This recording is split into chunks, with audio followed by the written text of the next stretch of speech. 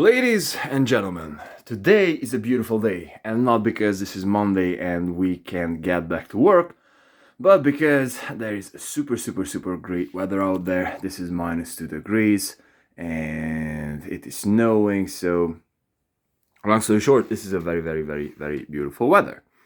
And so this beautiful weather eventually made me be afraid to actually go out there and do my day-to-day thing, which is running. For me, I'm pretty much running every single day. I don't really care about whether it's cold, whether it's hot. I just run. This is my hobby, and a little bit more than a hobby now.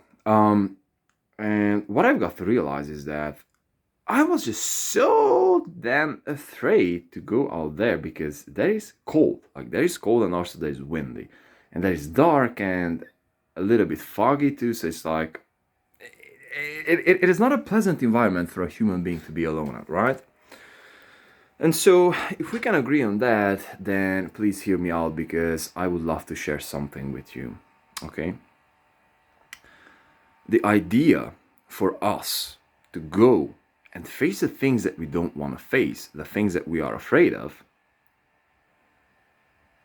is not to get that thing done. It is way deeper than that. It is way deeper than that because it also has an existential meaning. A meaning that is completely in attachment with our souls.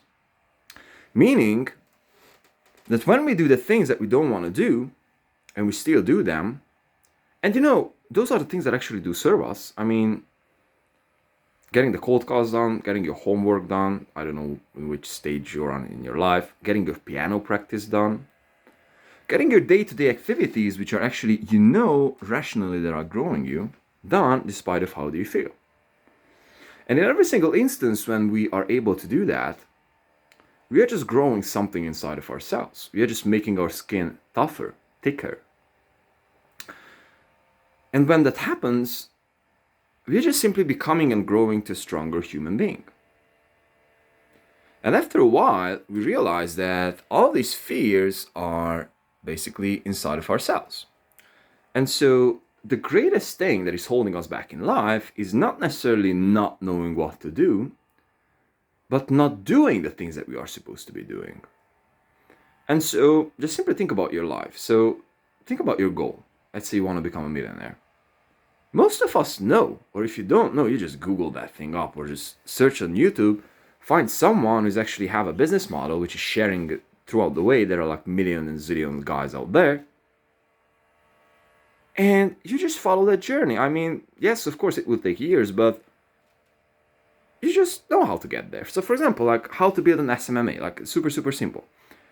You pick a niche, you learn a little bit about the niche, you figure out how to deliver, and then you just, cold call your way up onto the point that you have clients.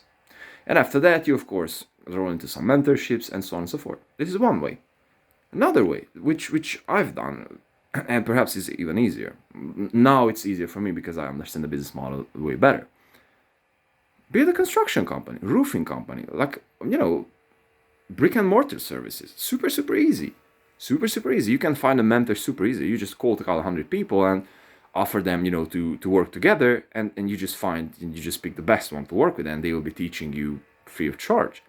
Way better than a university degree. Bro, like, when I started my business, I was calling all these guys, like pretty much in my home country. I don't really believe that I have any general contractor that I didn't talk with yet. So it's like, I just cold call all the whole freaking country, right?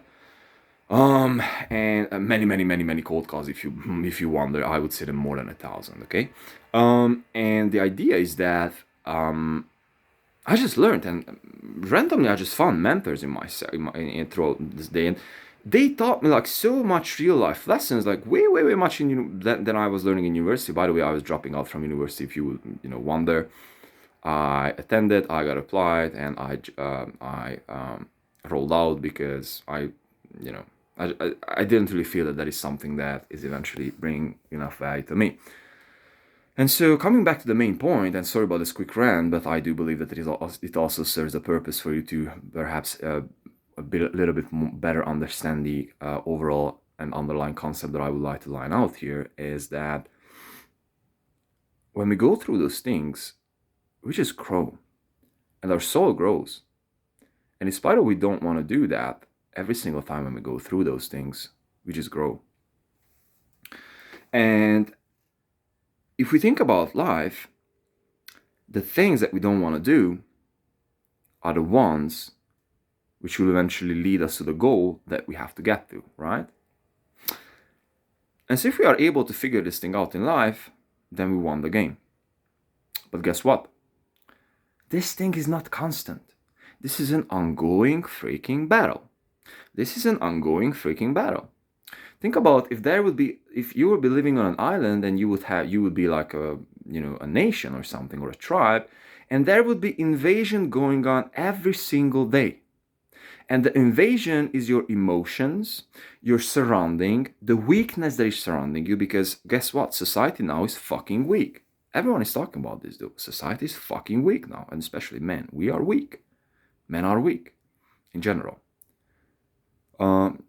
Just go to Berlin, bro, and you will figure that thing out super, super quickly. And so long story short, this is the only way that we can grow. This is the only way that we can actually get there. This is the way that is actually serving us. So